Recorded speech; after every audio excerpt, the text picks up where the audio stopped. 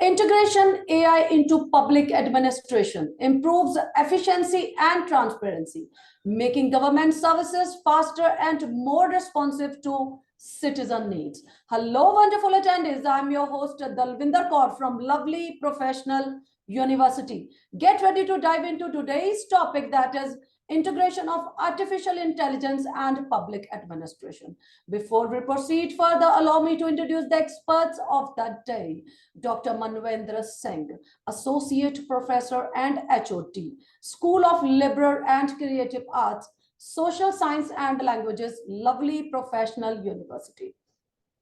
With a diverse educational background, including an MBA from London, multiple MA degrees, and a PhD from NIT Jaipur, Dr. Singh has over 15 years of experience in teaching, research, and industry. He has published 4 books and 65 articles in reputed journals. So now I would like to introduce Mr. Arthur Menunia, Chief Human Resource Management Officer, Malawi government, with a strong educational foundation, including a Master of Arts in Public Administration from Lovely Professional University and a diploma in law from University of Malawi. He also has completed numerous professional training courses and holds membership in esteemed organizations. And now I would like to introduce the admission nominee also in this webinar, Mr. Mohammed Saeed, CP, working as a senior officer in Lovely Professional University, with over 5 years of experience in the field of career counseling and guidance. He assists 1,000 plus students in navigating their career paths and providing support to help them achieve their career goals. Before we proceed further in today's session, I would like to request everyone, for any questions, you can write in the chat box or in the Q&A box, and same will be addressed from my side in the end of this webinar. And now I hand over the things to Dr. Manvendra and Mr. Arthur, and it would be an absolute delight to listen from them. Over to you both. Thank you so much, ma'am. A very good morning and a very warm welcome to all. And today in this session, we are going to discuss on a very pertinent topic, which is gaining significance with the passage of time and with the latest developments in the field of technologies, which is the artificial intelligence on one hand, and the increasing role of artificial intelligence and computer systems in the field of government and public administration on the other. So with me, I am having Mr. Arthur Menunia from Government of Malawi. He is currently heading the Human Resource Development as a Chief of Human Resource Development.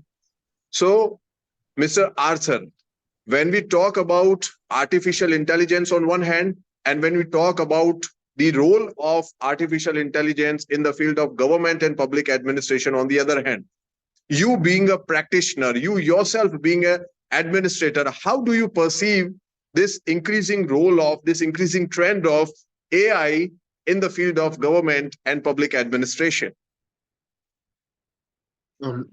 Thank you, sir.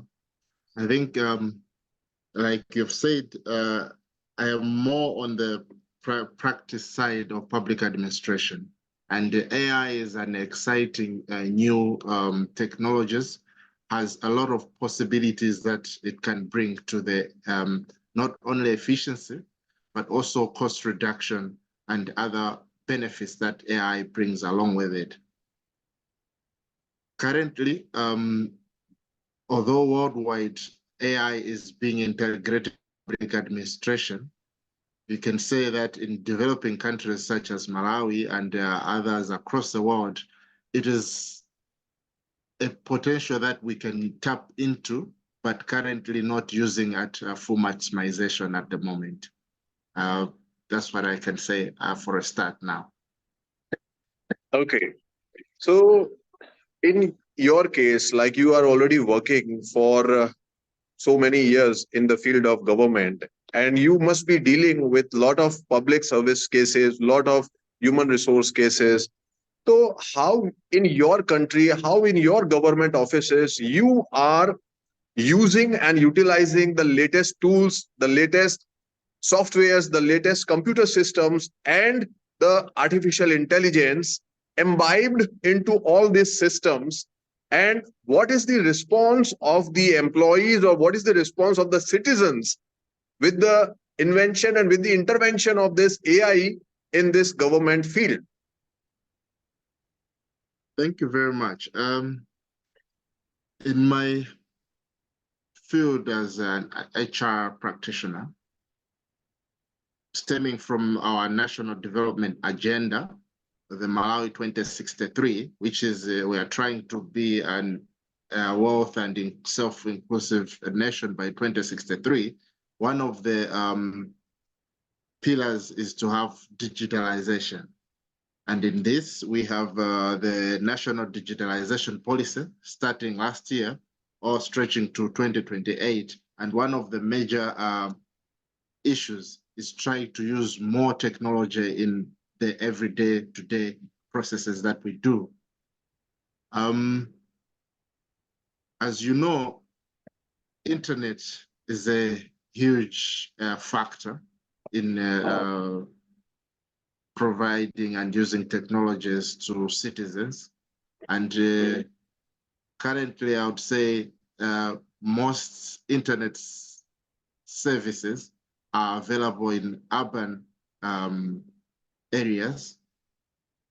There are efforts to take internet even to the most remote areas in the country, but I still see that as a challenge in a way. However, as government, we use technologies, for instance, information management systems. As an HR, we have the human resource management information systems. So all the salary administration and other processes are automated.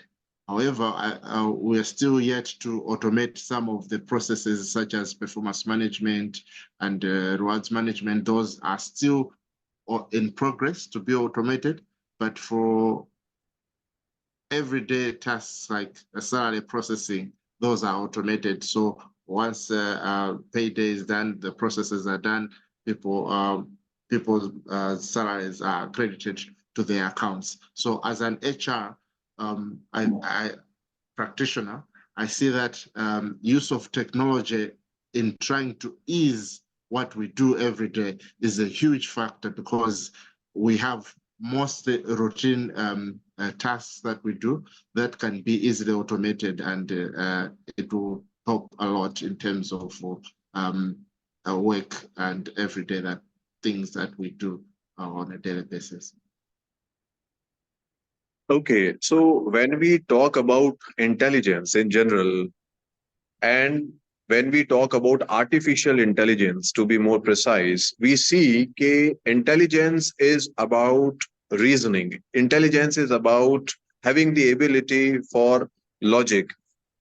Intelligence is about having the ability to solve a particular problem.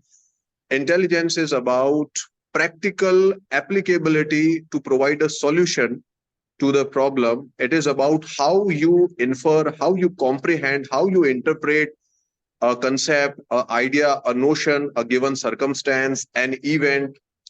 And overall, it is about retention of the knowledge that a person learns with the passage of time, with the passage of his on the basis of his education, on the basis of his environment, on the basis of his experiences.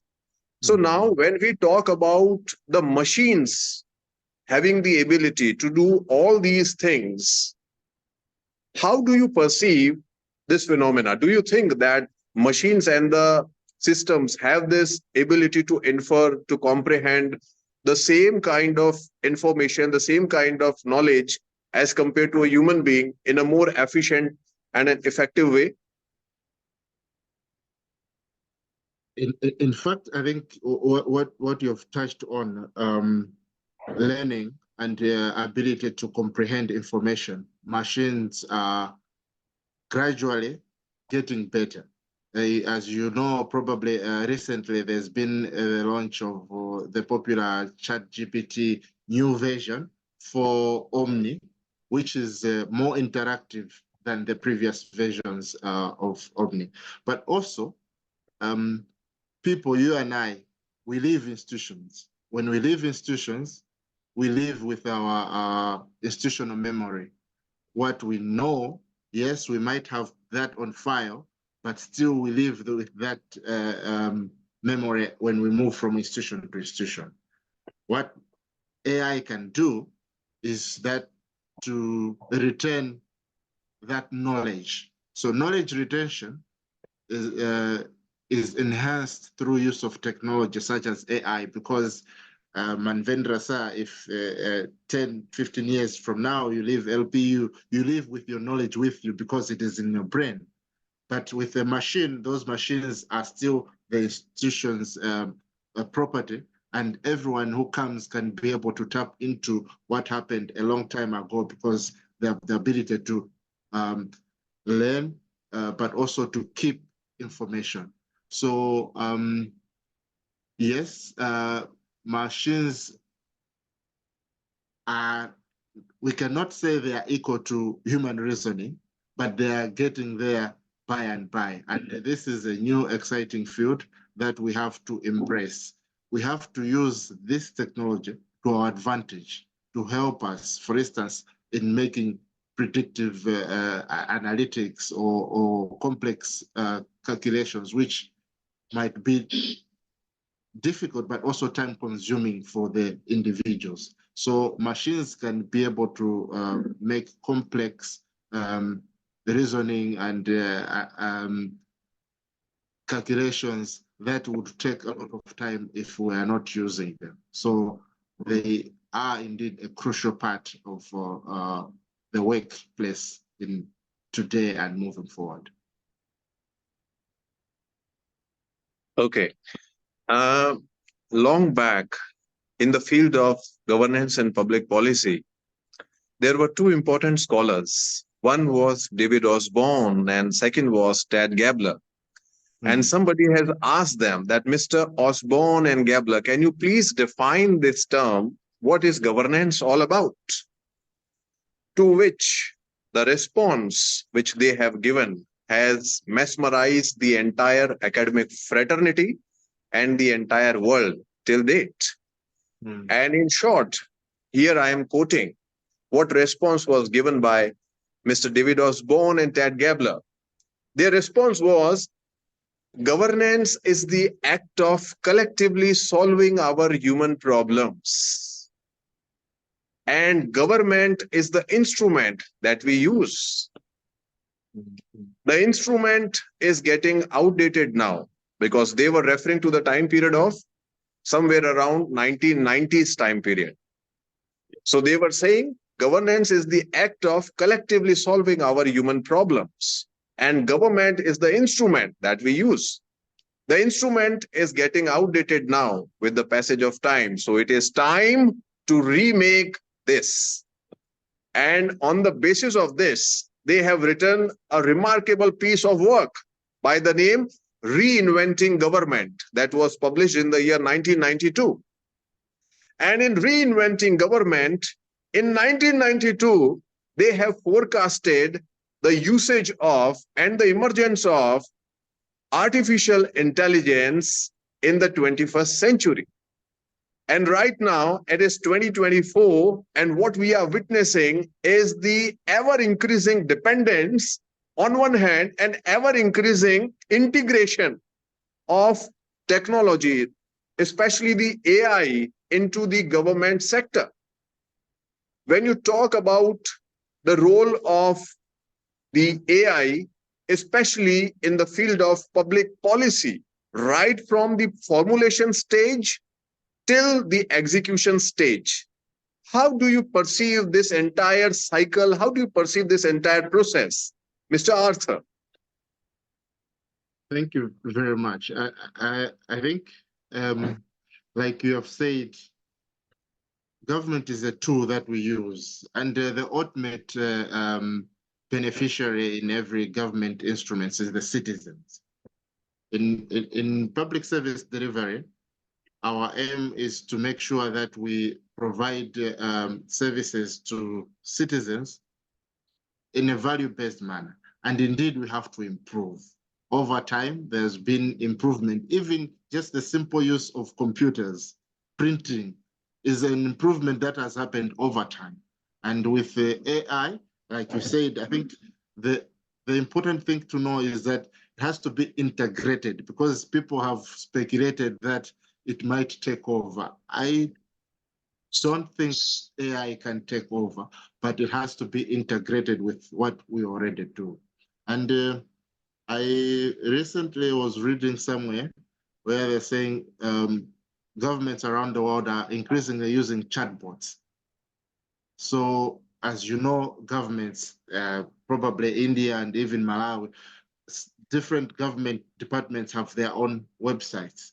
If you want to get information from one website as a citizen, you have to go on this website and then on this website and then on website and then on another website.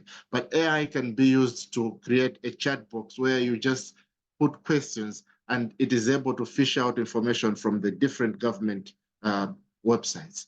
This, in a way, is trying to simplify public service delivery. So as a citizen sitting somewhere in a village, if they have internet access, they can be able to get public services through chatbots. And this is the good part of AI in public administration. It is trying to improve, and we have to keep on reinventing public administration to make sure that we deliver our public service to the citizens in that way. So yes, there's need for improvement day by day, and AI and other technologies are a huge part of reinventing government. Okay, Mr. Arthur. Now, when we talk about the artificial intelligence and its usage in the field of government sector, can you give us some practical examples, like especially in the case of Malawi, how the artificial intelligence is being utilized or is being used for the public services and the citizens' welfare and the social welfare schemes, especially the welfare schemes, how the government is ensuring that the benefits must be reaching at the grassroots level? Thank you very much. I think, like I said at the beginning, AI is one of the underutilized resources. In Malawi, particularly, there's a project under the Tony Blair Institute for Global Change, which is trying to provide internet services, Starlink satellite internet services to remote schools and remote clinics. And this is able to provide people with a platform to access AI-based services. We do not currently have government AI-based platforms, but people are able to tap into AI-based platforms that are available around the world. People are able to use other platforms from other countries, which I think is a challenge for us, that we are dependent on foreign technologies. We do not have on our technologies at the moment, but there's an AI center at the Malawi University of Science and Technology, which they are trying to develop AI-based technologies with the help of several USA universities. So currently, in terms of what projects we have in Malawi, AI-based, most of them are in the pipeline. There has been talk of using AI in disaster management, AI in agriculture, AI in predictive analytics, performance management. As a nature, I'm very passionate about using technology in our field. So AI can be used, for instance, to personalize training needs. So with information that is applicable to me as a natural personnel, I can be able to predict, using AI, predict personalized training needs and what courses one in the workplace must undertake. So I would say we are currently moving towards AI because digitalization alone is something which is not applicable across all our services as public administration. So we are yet to get full digitalization platforms, later on a use of AI, but it is something which I think government is actively pursuing. Like I said, I think one of the projects under the Tony Blair Global Institute for Change is trying to do this in help with Malawi. But like I said, I think one of the challenges is that it's a new area. We are not yet there, and there is this dependency of platforms that are developed by other foreign countries. But we are in the process of trying to get ahead with that. Thank you. Okay. When we talk about the grassroots level development, when we talk about the local governments, to be more precise, in government of Malawi, I'm sure the government has bifurcated the hierarchy and the organization in such a way that the entire governance model, in fact, the good governance model, uh, is practically applied from the capital Lilongwe region to all the districts and to all the subdivisions in the entire country of the Malawi, right from the federal to the state to the provinces and from provinces to the villages. So what changes you have observed or what changes you have encountered with the intervention of this AI in this system? Do you think that the usage of AI has actually been able to transform this model into a very welfare oriented, democratic, which is based on some kind of ideals and principles which are mainly catering to the needs, to meet the needs, to meet the requirements of the citizens, and also to focus on development? Because now in the field of public administration, we are living in the era of development administration. If you see the evolution of public administration, this entire public administration was started in the 1895 time period. And since then time period, with the publication of the famous article, of course, the study of administration by Woodrow Wilson. And since then, it has keep on evolving over a period of time, not necessarily in the developed world, but across the globe, including developing countries, including the underdeveloped countries, including poor countries, including the member nations of the United Nations organizations. So how do you perceive this transformation? Is it really happening that the villages are getting better because of the intervention of this technology, or do you think that the earlier model was more catering to meet the requirements of the citizens and also to enable them to develop? Thank you. Use of technology has always improved public service delivery. And in particular, when we talk of decentralization, I will give a case study of one which is happening in Lilongwe City Council, which is a local government. The council is using e-ticketing for parking fees. And this is a new technology where you have people just taking photos of the number plates for vehicles, and this registers that the vehicle needs to pay so much per hour parking in the city. What this does is to increase transparency in the amounts, because the amounts you don't have to pay cash to an individual. So this removes the opportunity that one would have done corruption or even held the money, which would be used for other uses. So you can see that technologies such as this e-ticketing is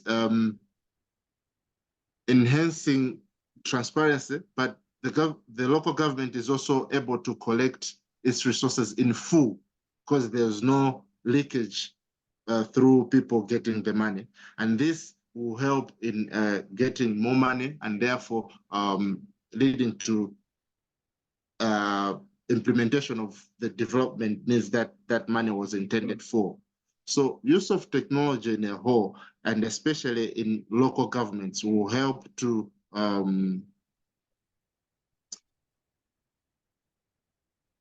enhance transparency, prevent corruption, but also it can be used to detect corruption before it happens and therefore prevent it. So in terms of integration from government to government, there's also use of technology from the central government to the local governments, where there's seamless transfer of data, for instance. So the central government is able to know what is happening in Project X at a local government immediately through the management information systems that are in place. So I think that's what I can say for now. I hope I got what you were trying to say, but in terms of central government, local government, there are those projects which local governments are able to implement and therefore get more out of their intended purposes. All right. Okay. One very important issue, and you have mentioned that, which is transparency on one hand and corruption on the other. How do you think that this corruption or the middleman or the involvement of the intermediaries, because with the advent of this new technology and the computer systems and softwares, especially the AI-based tools, the dependency of these intermediaries have almost, you see, vanished. So now it is the government and the citizens. So there is a direct connection. There is a direct connect between the government and the citizens. So the middle layer, which was actually involved in corruption and taking away all the funds, all the money that was meant for the welfare of the people, was actually being, through corruption and unethical means, was just consumed by these people. But now, because of this AI thing, the benefits are directly getting into the accounts of the needy persons or the citizens or the people and the masses at large. So what is the scenario in Malawi? Like, what is the seriousness on this issue? Well, it's difficult to say in general, but like you have rightly said, use of technology takes out the middleman. And what it does is to take out the opportunity in corruption, because one will not have that opportunity to take out the money because, for instance, money is transferred through a mobile money account directly into a government account. So there is no middleman to handle that cash. What this does is to make sure that where one is paying, they're paying directly. And this is an opportunity that we can explore. For instance, we can use this, although we are not currently used in road fines. So if I'm on the road and I've committed an offense, I'm supposed to pay on spot, but currently we pay to the officers. We can remove this intermediary by using technology. So I'll just swipe my card, or I'll just use mobile money payments directly into a government account. So we are yet to benefit fully from the advantages of new technologies and AI technologies, even such as face recognition technologies can help to get this going, because I will not be able to run away from paying when I know that there's going to be a camera at the right at the corner, which is going to detect me. But it's an area that is not fully utilized, has full potential, but it's in a way being used in other areas, even here now. Okay. Is our PPT moving? Let me.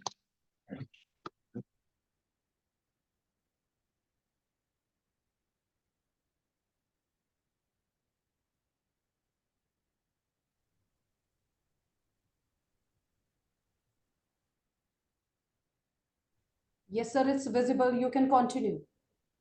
Okay, all right. Can you move on to the next slides? Next slides. I think we have discovered and we have learned a lot about your practical experience being an administrator yourself. So now, if we move on to the next slides, role of AI automation that we have discussed of routine tasks. Next slide. Data analysis and supporting decisions that we have discussed. Move on to the next slides. Citizen engagement and services, we have discussed that as well. Move on to the next slide. A predictive analysis and forecasting. Yes, we have done that also. Move on to the next part.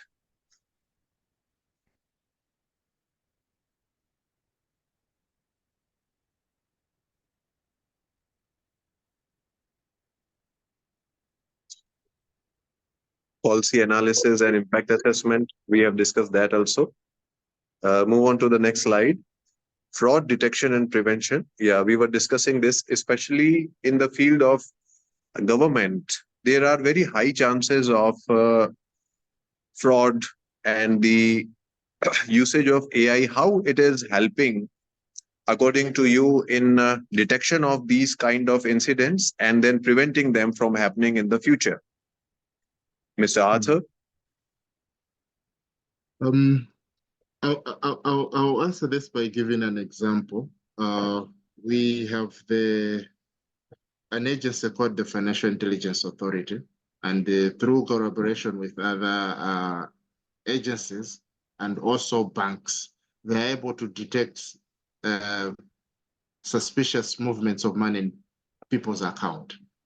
So, for instance, I'm a public servant. I'm supposed to have my wealth can be determined based on my earnings.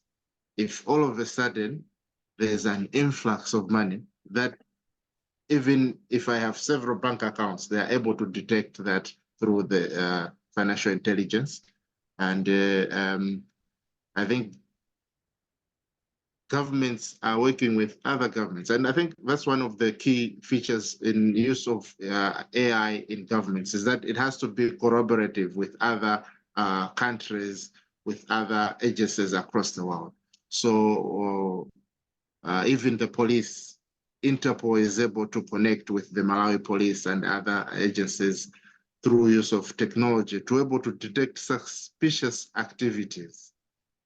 The example that I gave, that they are able to detect, flag out suspicious monetary deposits, for instance, in several people's accounts, is one of the critical issues that we can use to prevent corruption, because ideally, as a public officer, we are supposed to be accountable, and therefore we have to know.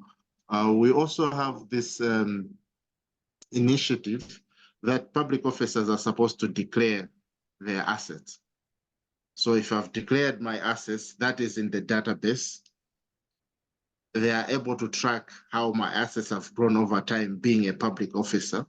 And they're able to do that with the use of technology, because that database can be linked with the database in the banks, my credit score, and all the government agencies can be able to harness or tap into this information. And like I said, I think these are the areas that in developing countries such as Malawi, we need to focus more, because fraud, for some reason, is a big issue in developing countries. And this is where monies are lost, government monies that were supposed to be used for development of projects in the rural areas and so on. So the use of technology is helping in curbing or preventing fraud in its before it develops. Yes.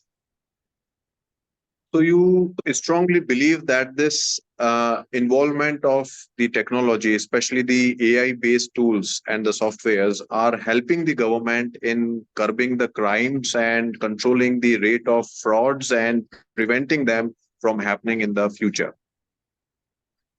Most definitely. And one of the issues is that just by knowing that there is a database which keeps my assets, keeps me in check, because I know that I cannot do this because they have my information. So just the knowledge that there is that database with what my assets are is a deterrent on itself. So whether it's being used or not, but just that knowledge that there is this is deterrent enough for one to engage in fraud. Okay, all right. Let's move on to the next slides. Okay, resource optimization and efficiency. We have already discussed that. Move on to the next slide, please. Emergency response and crisis management, we have discussed initially regarding the disaster management. Kindly Yes. move on to the next slide, please. So future, how do you perceive? Yeah, this is a very important question, that how do you perceive the future of artificial intelligence in the field of government and public administration? Well, the future of use of AI in public administration is something which is encouraging. It's something which will see governments saving a lot of costs. However, I think as a practitioner, I also have to look into social equity, because as you know, I think as a student of public administration, I know there is the theories of Fredrickson from the Minbrooks conferences, which emphasizes social equity. And by this, I mean that the use of AI can be good, but it can also increase social inequity, because we have to accept that we have population amongst our nations that are not able to get hold of such platforms. So we have to use them in a way that we do not delineate these people. For instance, we have a number that are still illiterate. We still have people that are poor and cannot be able to access gadgets. We have a population of old people who might not be able to understand some of these things. So in using AI platforms as a means of public service delivery, there's need to make sure that we consider that. So in future, moving forward, we should be able to try to simplify these technologies in public service delivery, but also be able to provide platforms while trying to abide to social equity, because we run the risk of getting excited with this at the expense of part of marginalized societies in our countries. Okay. Thank you so much for your insights regarding the usage and the future of artificial intelligence in the field of government and public administration. If you can please move to the next slide. So here is a small description of our alumni who are doing wonderful in their life in different fields. And I suppose few of them, though, you can recognize. One is Mr. Saqib Yusuf. He is currently heading the department in Afghanistan in the field of education. Another one is Mr. Isaac Jeremy from Ghana. Yes. If you can recall, Isaac Jeremy is currently involved in politics apart from his passion for teaching. We have a few other notable alumni who are also doing wonderful in their fields, along with Barai Mubarez, who is currently the director in the field of Ministry of Education, Government of Afghanistan, and Mr. David Gondwe, who is currently the director in the policy making division in the government of. Actually, he's now district commissioner. Oh, that's great. David Gondwe is now DC. DC. Oh, wow, that's great. That's great. That's wonderful. If you can move on to the next slide, please. So here are a few glimpses of the different educational and field visits that we have conducted. Means the Department of Government and Public Administration has organized and conducted for the students, whether it is about understanding the nitty-gritties of environment, pollution, water supply, sewerage at the Punjab Water Supply and Sewerage Plant Board in Jalandhar, or whether it is about understanding the village government and the local government at the village panchayat level, whether it is about the urban government and administration through the visits of DC, Deputy Commissioner's Office in Jalandhar, Punjab, or whether it is understanding the intermediate block level administration that is called the Tehsil administration at the Tehsildar's office. We always take pride in motivating and encouraging our students to have the practical exposure of public administration. So it is not only based on theoretical understanding or the classroom teaching only. It is also about the practical exposure and learning by actually seeing what the administrators and practitioners are doing and how they are doing. Move on to the next slide, please. So this is the visit that we have conducted at the Police Commissionerate, Ludhiana, for the students who are aspiring to be the civil servants in the future, for the students who are aspiring to be the IAS and IPS officer, that is Indian Administrative Service and Indian Police Service officers. So the two senior IPS officers, Madam Akarshi Jain, IPS, and Mr. Jayant Puri sir, IPS, were gracious enough to spend their time to enlighten upon the concept of civil service preparation and the police administration to our students. And as you can see, we were having students belonging to different diversity from international countries such as Japan and few African countries as well, from Bhutan, from Bangladesh as well. Kindly please move on to the next slide. And these are our international star alumni. And as you can see, David, along with this, we have Mr. Patrick Ambanga, Pilila, Bertha, Elena, Katrina. And I believe that Mr. Arthur must be knowing almost all of them. Yes, I do know almost all of them because I think these are mostly government officials, and I'm currently sharing office with Mr. Gideon Mbanga and Miss Katrina Mbanga. Oh, wow, that's great. That's wonderful. That's wonderful. So,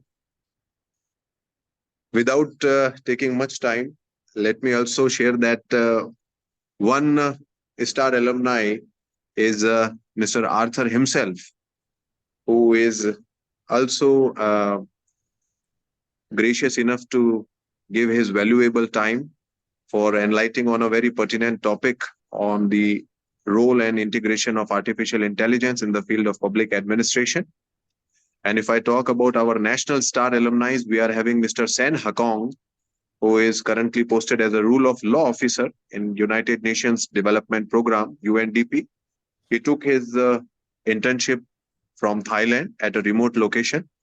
And later on, he was posted at Myanmar.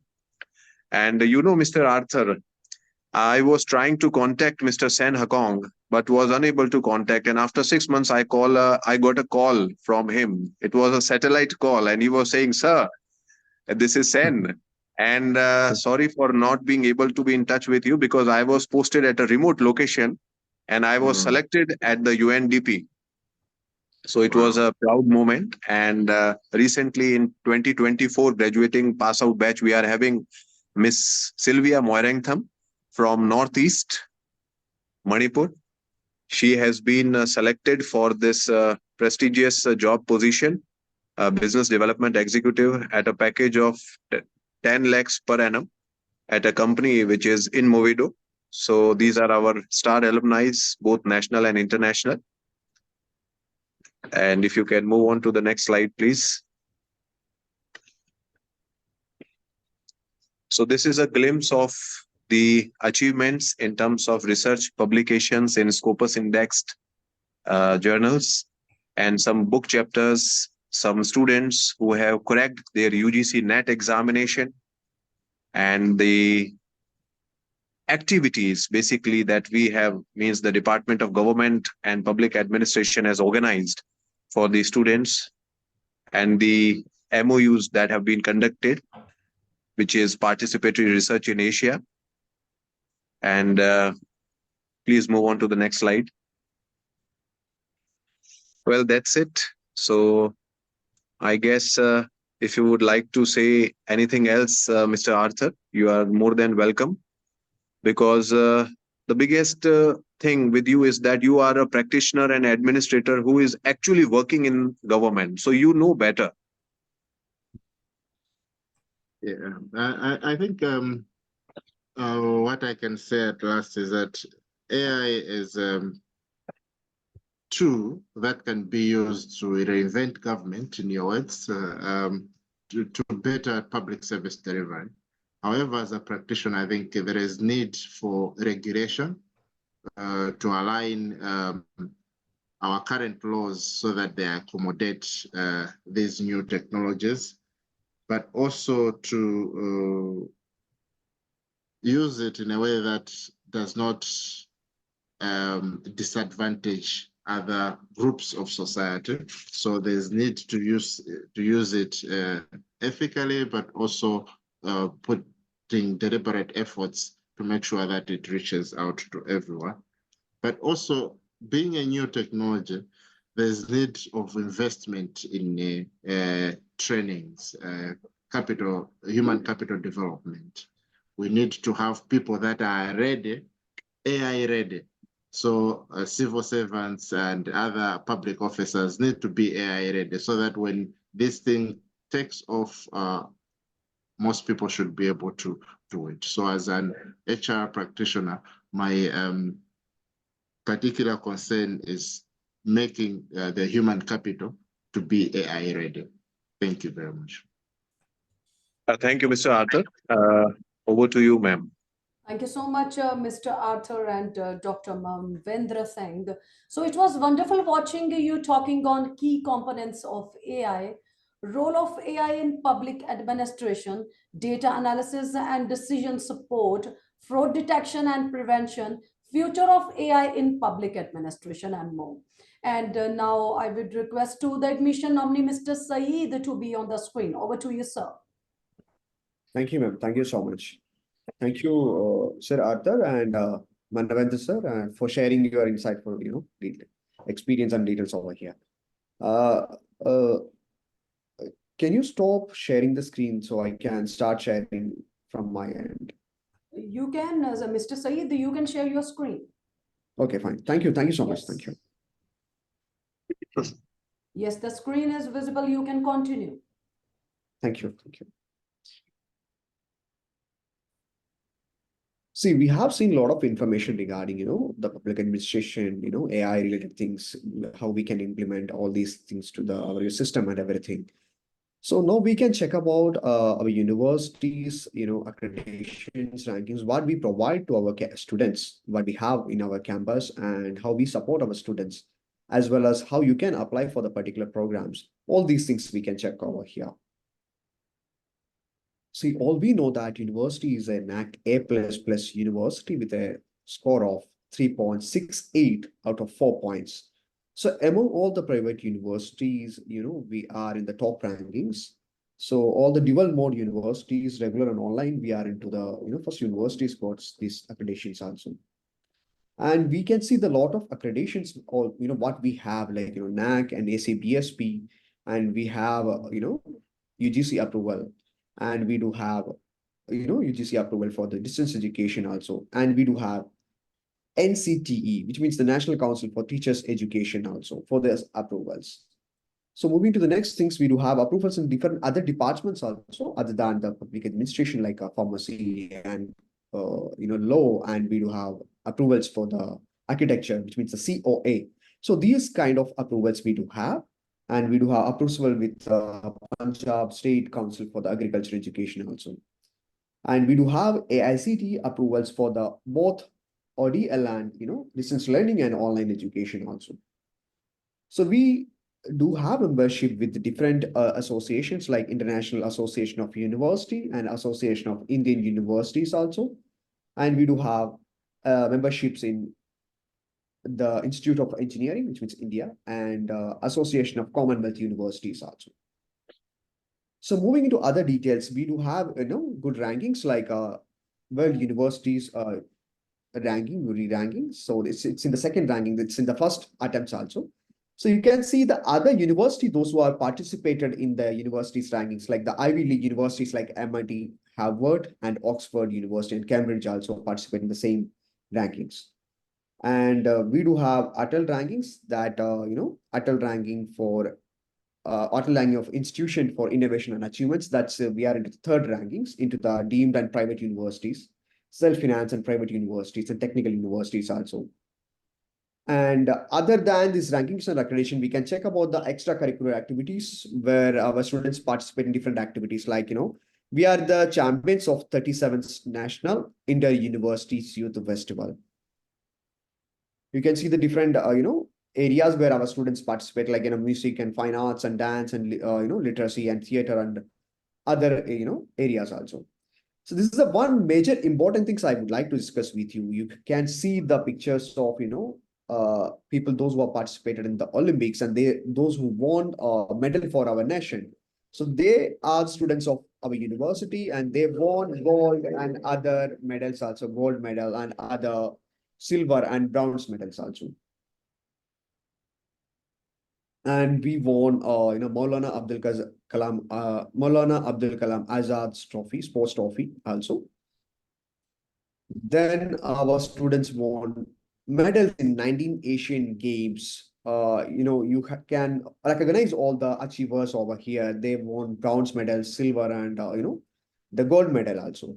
So the one person who we can recognize easily, that's Neeraj Chopra. He's also a student of our university. So which means we come to we are concluding these things like universities in the rankings and accreditations. Along with that, we provide a lot of opportunity for students for extracurricular activities also. And one more thing I would like to let you know, other than these things, university provide a lot of exposure for the students to interact with different dignitaries from the different expertise in different areas also. So look, you can see different people from different areas, like Dalai Lama. He visited our campus, and previous ex of Afghanistan. then Arun Jaitley, then Shah Rukh Khan, then MS Dhoni. So these celebrities visited our campus. So, you can get an opportunity to interact with different celebrities or different dignitaries from different areas. So it will give you, more exposure for you to increase your knowledge, and you can have an understanding from their respected areas, how they achieve different, how they successful in their areas, and what you can follow from, their part, what kind you can take it from their side. So this will give you more, exposure for you. And when we come to the infrastructure about the campus, you can see different world class infrastructure in the campus, the labs and auditorium and Mac labs and library. And this is our shopping mall where you can get all the facilities inside the campus, like each and everything you can get from the campus, gym facilities, gaming area. And we do provide good healthcare facility for our students. We do have our own hospital inside the campus. And we have a solar equipped system inside the campus. We are with the green energy, equipped with the green energy. These are some pictures of the campus. That is the night view of the campus. And we do have indoor stadium inside the campus where the students can utilize the facilities like indoor stadium facilities and shooting range and other sports facilities also they can utilize inside the campus. And we do have a wonderful swimming pool, which is, international level standard, where students can utilize the facility. Now we can check about, how to take the admission procedures, how you can apply in the university, admissions and all the eligibility criteria, scholarship, what we provide.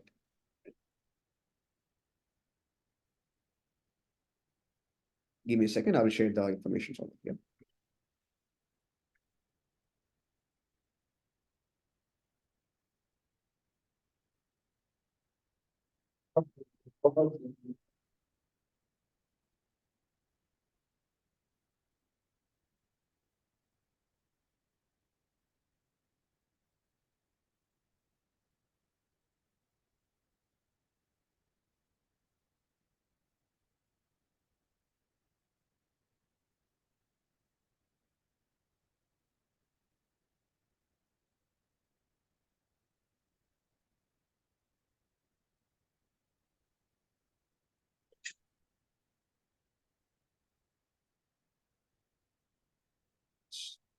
See, basically, if you are looking for an admission in our university, you can visit our, my screen is, I hope my screen is visible.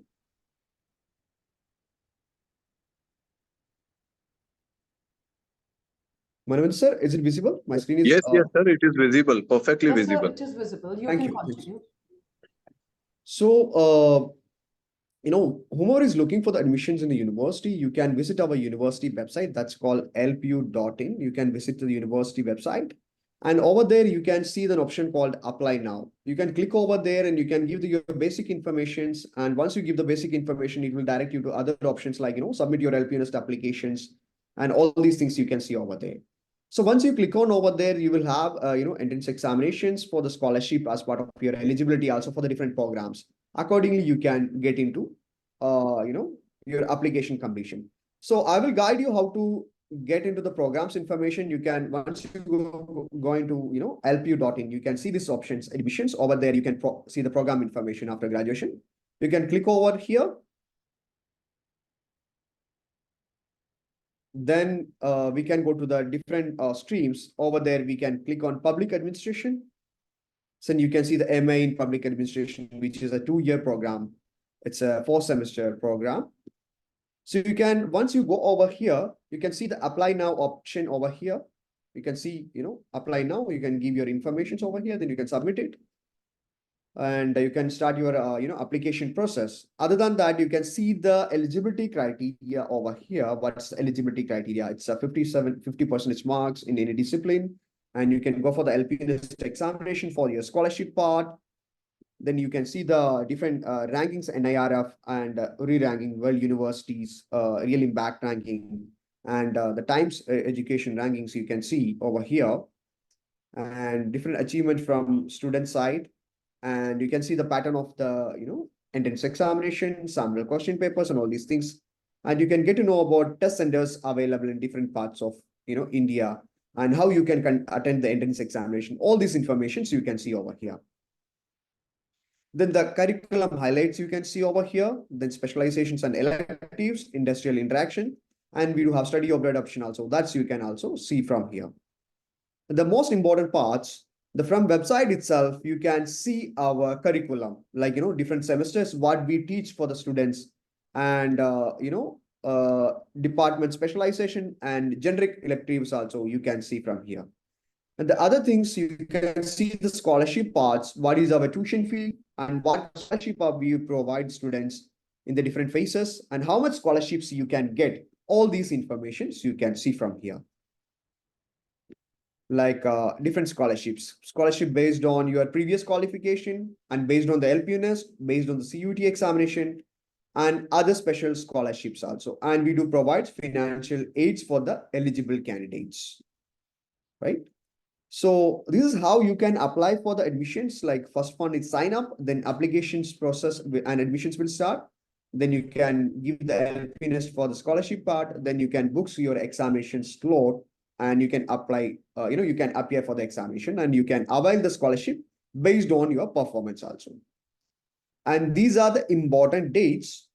And last day to take admission for this particular program is 25th of May. And this is the important dates for the examination, and this is the dates for the exam, last date for the examination, and you can get the examination result within 48 hours after you giving examination also. So these are some important points, how to apply, and the eligibility part, and scholarships, and extra, the subject related things also. So everything is available in the university website. Only thing is that you have to visit the university website, that's lpu.in. And over there, you can see different programs which offer, especially for the public administration. You can visit for the programs after graduation for the MA Public Administration, and you can see the discipline details and the scholarships and eligibility details also. So this is from my side. So if you have any doubts, you can ask to us, and we were here to clear out your details, doubts regarding the program as well as the admission procedures also. Along with that, I would like to add one more point. We do provide hostel facilities inside the campus for the students. And, it's based on different categories, apartments, and different, details, different categories of hostel residential facilities we do provide for the students inside the campus. Thank you. Thank you so much. Thank you so much, Mr. Saeed. As I can see, there's some questions from our participants. Can we take questions, Dr. Manvendra and Sir? Mr. Arthur? Yes, of course. Yes, of course, we can take few questions. Thanks for giving me a chance to address your questions. Yash is asking here, can we become CEO with the public administration? So I think this answer, Mr. Arthur, you can give better.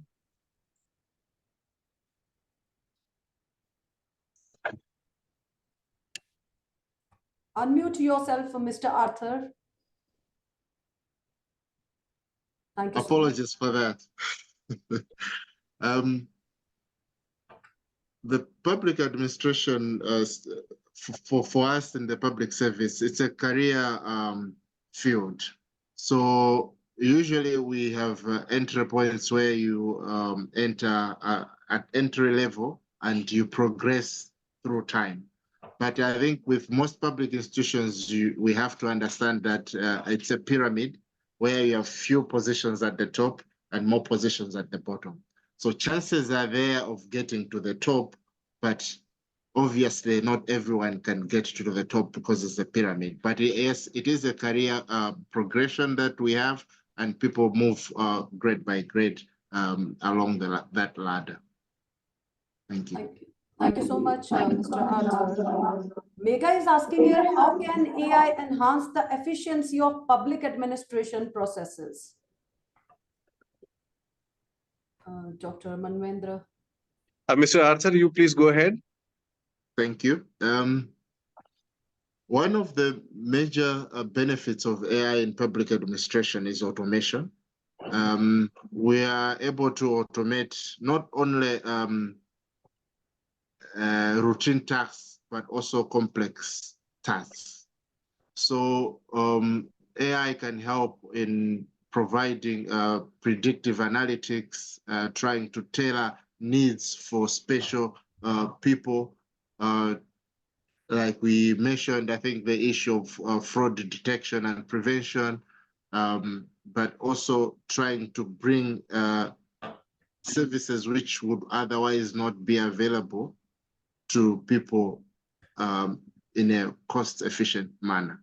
Although I think, although we mention of these benefits, we also have to acknowledge the challenges. AI is not cheap. It means that governments have to make deliberate efforts to invest in AI. But we can use it, for instance, in agriculture. I recently read a case study of a Karnataka project in which they are using AI in agriculture, trying to forecast weather to make sure that you grow crops that will be suitable with the weather predictions. And I think we can be able to tap into this AI to our advantage for public service delivery, but we have to acknowledge that it will not come without challenges. And this is true with any other initiative. Thank you. Thank you so much, Mr. Arthur, Dr. Manvendra, and Mr. Saeed. I hope all the participants got the answers from our experts. As we come to the end of this webinar, I want to express my deepest gratitude to our experts for sharing their valuable insights and expertise with us. Your presence, enthusiasm, and active participation have made this experience truly special. Hopefully, the attendees found this webinar to be valuable and will be able to utilize the information for better decision making regarding your admissions. If anyone wants to access this webinar again, they can visit our website, that is lpu.in, or can be accessed on YouTube also. Stay connected with us for future webinars. Until we meet again, with the permission of my seniors, I would be signing off this webinar. Take care and goodbye. Have a great day ahead. Thank you. Thank you. Thank you. Thank you very much. Have a lovely day.